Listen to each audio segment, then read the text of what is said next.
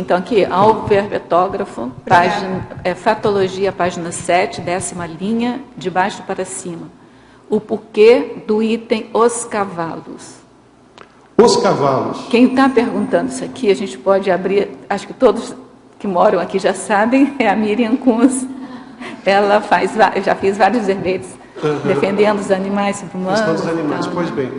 Eu coloquei aí porque é aquela coisa, né? Você subjuga o ser humano, subjuga o animal.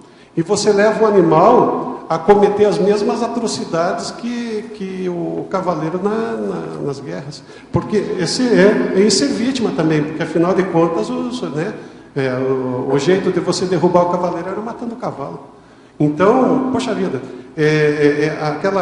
a convivialidade que a gente tenta ter com o colega do lado, você tem que expandir isso aí também, né, para o subhumano. E eu, aqui dentro da Conscienciologia, que eu tive essa ideia de que o cavalo não foi feito para ser montado também. Tá entendendo? A gente não precisa mais montar em cavalo hoje em dia.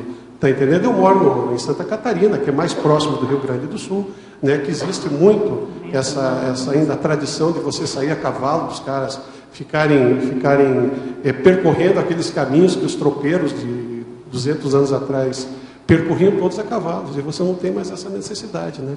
Então, eu coloquei o cavalo porque também o cavalo, de alguma maneira foi colocado, né, lá.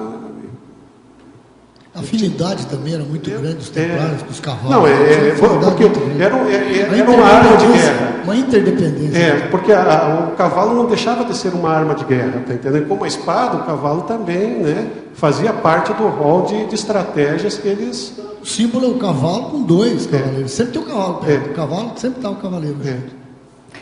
Na 8ª linha, de baixo para cima, o porquê do cabelo raspado e o uso da barba.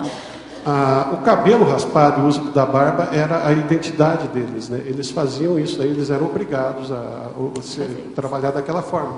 Porque se Oswaldo, que você já vai ver como é que era o templário naquela época. Não, mas o grande problema não é esse, tá? O Oswaldo apareceu. O Oswaldo veio com um modelito para você no verbete para exemplificar. Não adianta botar coisa, não, mas nós temos o Diogo Guerreiro também ali atrás. Não, porque assim, mas aquele raspado deles era aquele raspado de monge também, né? Que você tem que olhar que tinha, né?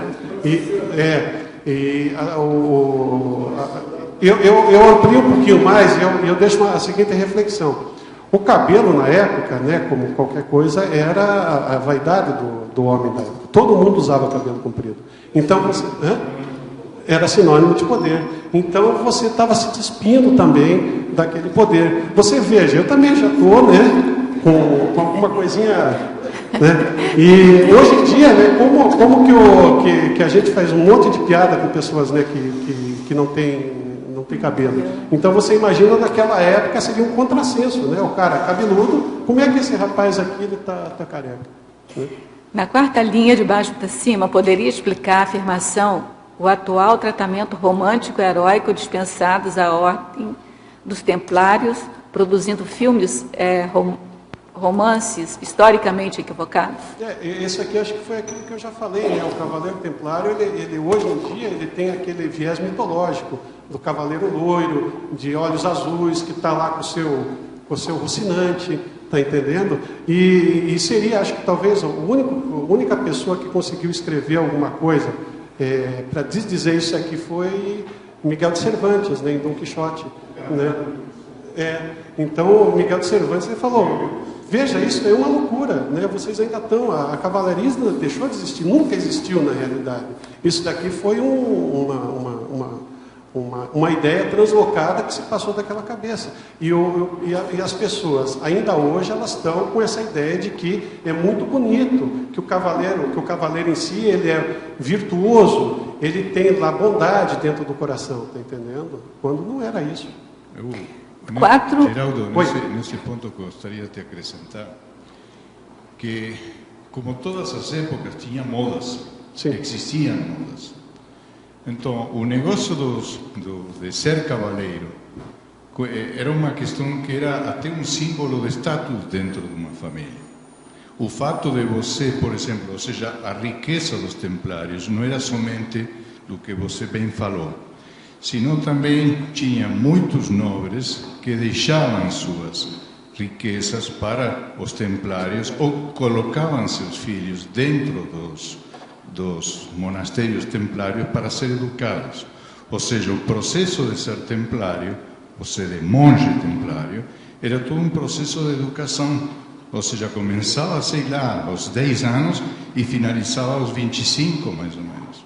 Então, para uma pessoa estar dentro disso, não qualquer um ingressava dentro dessas ordens.